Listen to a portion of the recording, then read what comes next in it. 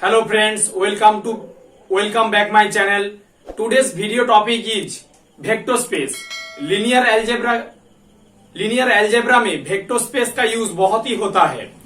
So friends, vector space जानने के लिए मैट्रिक्स क्या होती है, मैंने मैट्रिक्स के ऊपर कुछ वीडियो प्लेलिस्ट में डाल दिया है, आप जाके देख सकते हैं. आज हम पढ़ेंगे वेक्टर स्पेस होता क्या है, वेक्टर स्पेस की डेफिनेशन जानेंगे और एक एग्जांपल लेंगे. सो फ्रेंड्स, वेक्टर स्पेस जानने के लिए पहले आपको जानना होगा इंटरनल कॉम्पोजिशन और एक्सटर्नल कॉम्पोजिशन होता क्या है. इंटरनल कॉम्पोजिशन और एक्सटर्नल कॉम्पोजिशन के ऊपर वेक्टर स्पेस स्थापित है. सो फ्रेंड्स देखिए, इंटरनल कॉम्पोजिशन होता क्या है. Let V be any set. अगर V किसी भी वेक्टर की सेट है, then the mapping F V from V. आपको याद रखना होगा इंटरनल कॉम्पोजिशन एक सेट में ही डिफाइंड होगा, यानी कि F from V cross B to B is said to be internal composition. अगर आपके पास कोई भी वेक्टर है और mapping F from V cross B to B defined है, तो उसे हम इंटरनल कॉम्पोजिशन कहेंगे. And it is also called vector addition. इसको वेक्टर एडिशन भी बोलते हैं. यानी कि एक एग्जांपल से समझते हैं. अगर F from R to R, V की अगर मैं सेट रियल नंबर चूज करूं तो V to R cross R से R से जाएगी. यानी कि अगर आपने दो एलिमेंट V वेक्टर से चूज किया तो उससे कॉम्पोजिशन लगने के बाद वही वेक्टर आएगा. यहां पे V cross B to V composition के बाद जो एलिमेंट आएगा, यहां पे वेक्टर एडिशन की बात किया जाता है. सो फ्रेंड्स, आप जानते हैं एक्सटर्नल कॉम्पोजिशन क्या होता है. Let V and F be any two non empty set. अगर आपके पास कोई भी V और F नॉन एम्प्टी सेट है, then the mapping V cross F to V जाएगा. एक्सटर्नल कॉम्पोजिशन में दो सेट आएगा, लेकिन इंटरनल कॉम्पोजिशन में देखिए सिर्फ एक सेट पे डिफाइंड होगा. अगर V cross V to F V defined है, is said to be internal composition in V over F. एक फील्ड के ऊपर. फील्ड ग्रुप क्या है, मैं इसके बाद एक सीरीज लूंगा जहां पे मैं ग्रुप डिस्कशन करूंगा, फील्ड डिस्कशन करूंगा. लेकिन मैं आपको थोड़ा सा कॉन्सेप्ट देके लीनियर अलजेब्रा कराने की कोशिश करता हूं. V from V cross F to V is said to be external composition in V over F. अगर कोई भी वेक्टर स्पेस बनता है तो एक फील्ड के ऊपर V कोई भी वेक्टर सेट होगा तो F के ऊपर वो वेक्टर स्पेस बनेगा.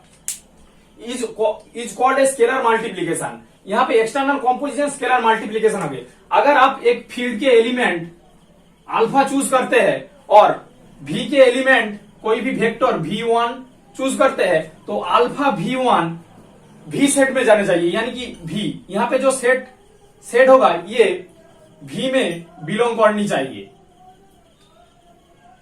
अल्फा V1 वेक्टर में बिलोंग करना चाहिए. यही है एक्सटर्नल और इंटरनल कॉम्पोजिशन. आप जानते हैं वेक्टर स्पेस होता क्या है. फ्रेंड्स, आप जानते हैं वेक्टर स्पेस होता क्या है. वेक्टर स्पेस की डेफिनेशन जानते हैं. वेक्टर स्पेस, let V be a non empty set and circular plus be a binary composition on V. Let F plus dot be a field and circular dot be a external composition of F with V.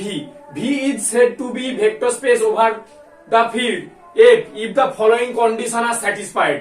अगर V को field F के ऊपर vector space होना है, यानी कि vector space V over F vector space तभी बनेगा अगर ये फॉलोइंग कंडीशन सेटिस्फाई कर जाए. फ्रेंड्स, यहाँ पे तीन कंडीशन मेन है. पहला कंडीशन है यहाँ पे जो V सेट है उसके साथ सर्कुलर क्लास में ये V plus set abelian group बननी चाहिए. अगर V circular plus abelian group बनता है तो उसके कुछ प्रॉपर्टीज है. एबिलियन ग्रुप क्या होता है मैं एक ग्रुप के वीडियो में आपको बताऊंगा. पहले आप थोड़ी कॉन्सेप्ट जान लीजिए.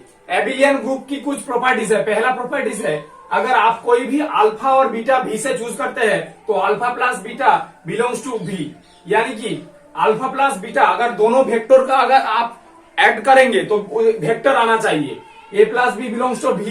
और दूसरा प्रॉपर्टी है कम्यूटेटिव प्रॉपर्टी, यानी कि एबिलियन ग्रुप होने के लिए कम्यूटेटिव प्रॉपर्टी सेटिस्फाई करनी चाहिए. अगर आपने किसी भी vector A alpha plus beta को सर्कुलर डॉट के साथ कॉम्पोजिशन करते हैं तो beta plus beta circular plus alpha आता है for all alpha comma beta belongs to भी।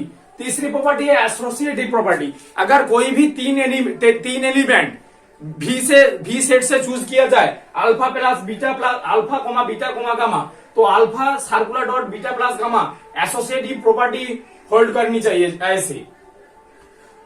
चौथा प्रॉपर्टी है देयर एग्जिस्टेंट एलिमेंट जीरो। अगर वेक्टर मैंने एक्सटर्नल इंटरनल कॉम्पोजिशन में कहा था वेक्टर एडिशन में जीरो आइडेंटिटी एलिमेंट होता है। There existent element zero such that alpha के साथ अगर सर्कुलर डॉट की कॉम्पोजिशन कर दे तो अल्फा रिपीट होनी चाहिए, अल्फा फिर आना चाहिए for all alpha belongs to भी। पांच नंबर प्रॉपर्टी है फॉर ईच अल्फा इन भी। अगर भी की कोई अल्फा एलिमेंट है there existent element minus alpha, यानी कि कोई भी वेक्टर भी से आप लेते हैं तो उसका इनवर्स एग्जिस्ट होनी चाहिए, और इनवर्स के साथ जब वो एलिमेंट कंपोज होगा तो आपको आइडेंटिटी मिलनी चाहिए। तो ये रहे 5 प्रॉपर्टी। सिक्स्थ प्रॉपर्टी देखिए, सिक्स्थ प्रॉपर्टी बहुत ही इंपॉर्टेंट है। सिक्स्थ प्रॉपर्टी बात करता है, मैंने जो आपको बताया था एक्सटर्नल कॉम्पोजिशन की। एक्सटर्नल कॉम्पोजिशन में अगर कोई भी एलिमेंट सी स्केलर फील्ड से चूज करते हैं और अल्फा एक एलिमेंट वेक्टर से चूज करता है तो उसका कॉम्पोजिशन वेक्टर में जाना चाहिए, तो एक्सटर्नल कॉम्पोजिशन प्रॉपर्टी सेटिस्फाई होगा। सो देखिए 1 से 5 property V plus dot abelian group जाता है। 6 प्रॉपर्टी स्पेशल करके एक्सटर्नल प्रॉपर्टी, और 7, 8, 9, 10 property number 7, number 8, number 9, number 10 property external और इंटरनल कॉम्पोजिशन की मिक्स प्रॉपर्टी है। अगर वो सेटिस्फाई कर जाए तो ये वेक्टर स्पेस बन जाएगा। 7th नंबर प्रॉपर्टी देखिए, अगर आपने कोई भी दो एलिमेंट C और D फील्ड से चूज किया है तो अगर सर्कुलर डॉट यानी स्केलर मल्टीप्लीकेशन में C circular dot bracket D circular dot alpha अगर कंपोज करते हैं तो C dot D circular alpha आता है, ये कंडीशन। और 8 नंबर कंडीशन है डिस्ट्रीब्यूटिव प्रॉपर्टी।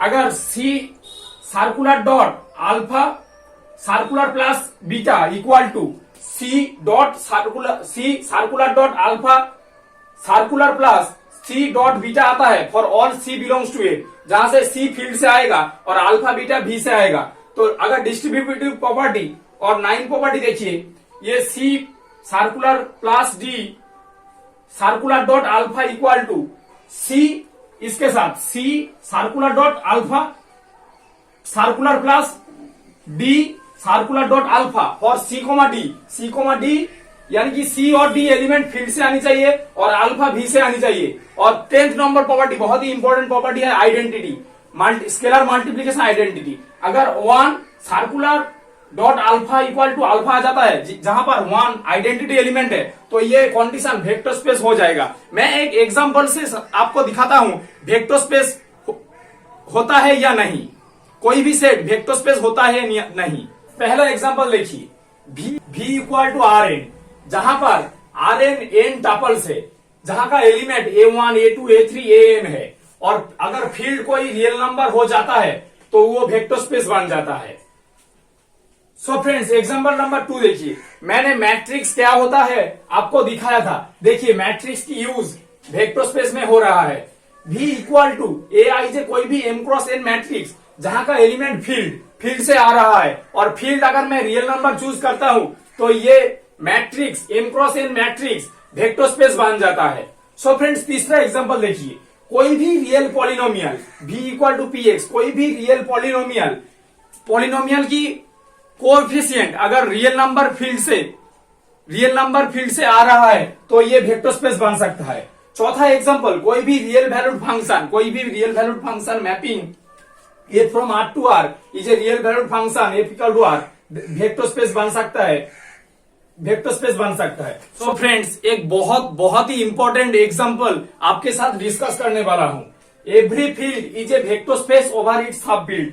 अगर कोई भी आपके पास फील्ड है उसके सब फील्ड में वो हमेशा वेक्टर स्पेस बनेगा। सो फ्रेंड्स आप जानते हैं natural number, set of natural number integer set में बिलोंग करता है, और इंटीजर सेट रैशनल नंबर पे बिलोंग करता है, और रैशनल नंबर रियल नंबर और रियल नंबर कॉम्प्लेक्स पे कंटेन करता है।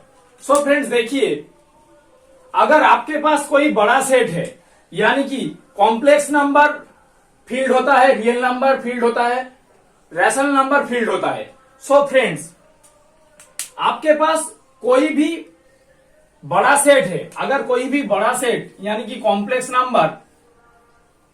नंबर पे वेक्टर स्पेस बना सकता है, कॉम्प्लेक्स नंबर रियल नंबर पे वेक्टर स्पेस बना सकता है, और रियल नंबर रैशनल नंबर से बड़ा है, यानी कि रैशनल नंबर के ऊपर रियल नंबर वेक्टर स्पेस बना सकता है।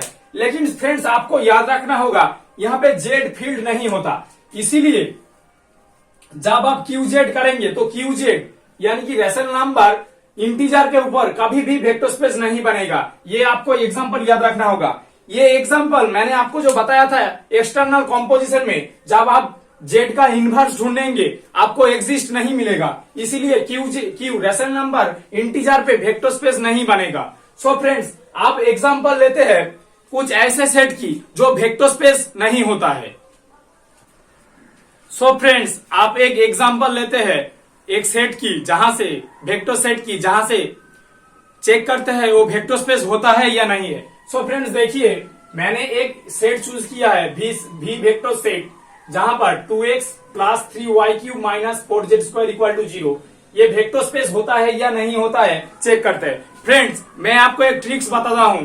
वेक्टर स्पेस चेक करने के लिए आपको पहले भी सेट की क्लोजर चेक करना होगा, यानी कि मैंने जो पहले डेफिनेशन में कहा था वेक्टर स्पेस की क्लोजर प्रॉपर्टी।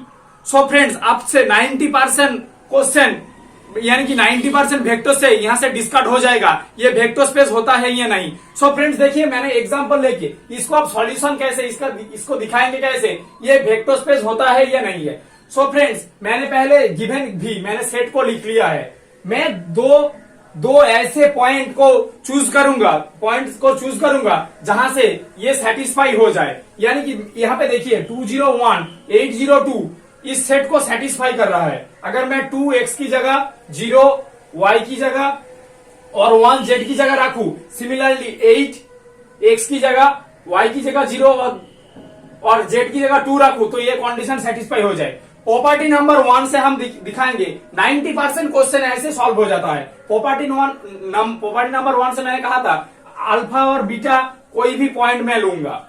मैंने अल्फा एक पॉइंट लिया जो इस सेट को कंडीशन को सेटिस्फाई कर जाए। मैं अल्फा सेट लिया 201 और बीटा पॉइंट लिया 802। सो फ्रेंड्स, मैंने पहले कहा था एक सर्कुलर डॉट एक ऑपरेशन लेते हैं। सो फ्रेंड्स, तो यहाँ पे पहला वेक्टर स्पेस की पहला प्रॉपर्टी क्लोजर प्रॉपर्टी मैंने आपको दिखाया था। So property number 1 vector space alpha beta को करते हैं, तो ये आ जाएगा 10, ये आ जाएगा 0, ये आएगा 3।